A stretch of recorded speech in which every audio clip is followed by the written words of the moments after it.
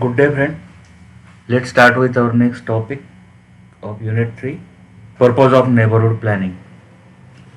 Now, neighborhood planning makes the people socialize with one another. It enable the inhabitants mean that people living in the neighborhood to share the public amenities and recreational facilities.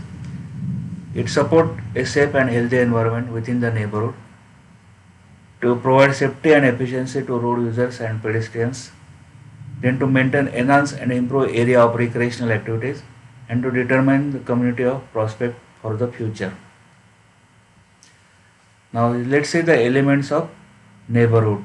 These are the nearly 5 elements. First one is residential facilities, recreational facilities, road network, health facilities, and commercial facilities. Now principles of neighborhood planning. Namely 8 principles are there.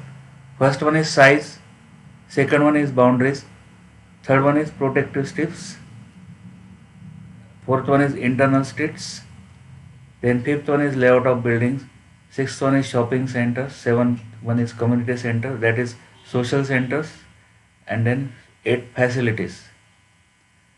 Now sizes of the neighborhood. The town is divided into self-contained units or sectors of nearly 10,000 peoples or 10,000 population. This is further divided into smaller units called as neighborhood units with 2,000 to 5,000 people or population based on the requirement of one primary school. Then the size of the unit is therefore is limited to about 1 to 1.5 square kilometer, that is within walkable distance of 10 to 15 minutes. Then boundaries. The unit, that is neighborhood unit, should be bounded on all sides by main road wide enough for traffic. Then protective strips. These are necessary to protect the neighborhood from annoyance of traffic and to provide suitable facilities for developing parks, playgrounds, roads, widening schemes in future. These are called minor green belts. Internal streets. The internal streets are designed to ensure safety to the people and the school going children in a particular, since the mothers are anxious every day till the safe return of the child. The internal streets should circulate throughout the unit with easy access to shops and community centers. Layout of building. To encourage neighborhood relations and secure social stability and balance, houses to suit the different income group should be provided, such as single family houses, double family houses, cottages, flats, and etc. Then shopping centers. Each shop should be located on the circumference of the unit, preferably at traffic junctions and adjacent to the neighborhood units. Community centers. Each community will have its center with social, cultural, and recreational amenities. Then last one, facilities. All public facilities required for the family for their comfort and convenience should be within easy reach. This should include the primary school, temple, club, retail shop, sports center, etc. This should be located within 1 kilometer in the central place so as to form a nucleus to develop social life of the unit. Then benefits of neighborhood.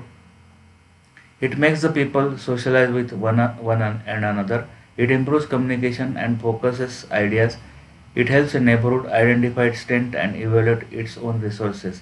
It helps to build consensus about what needs to be accomplished.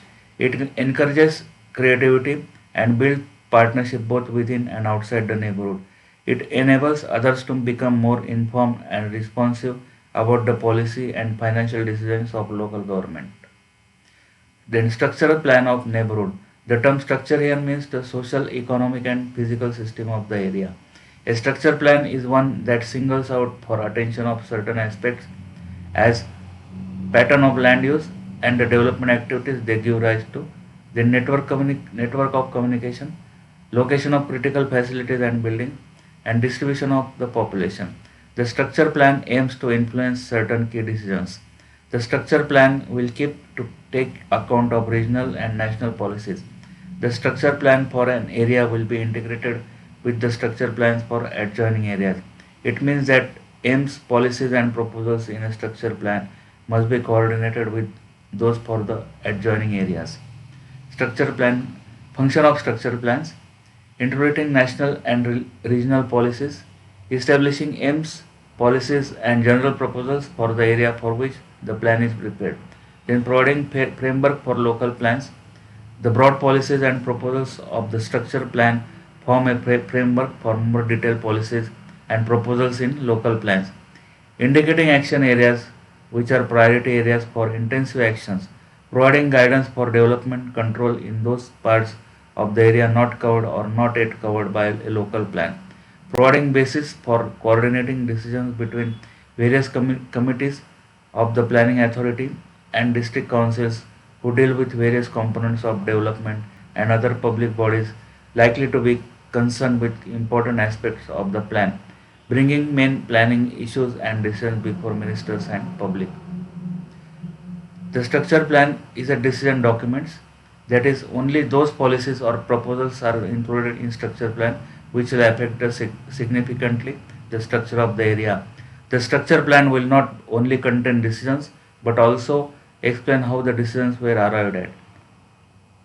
A report of the survey supporting the plan and descriptions of the examination of alternative decisions that may have been considered and the way in which a particular course of action may have been chosen will also form part of the written document accompanying the plan.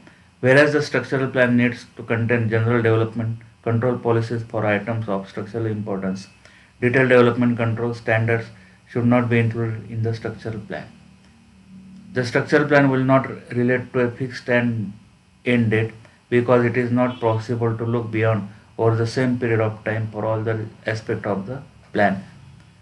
Then, however, the time perspective will be taken into account by taking priorities for those short-term projects, setting out phases of implementation by keeping track of projected populations for specific census years and including policies for long-term projects which may be open-ended, long-term and in broad outline only.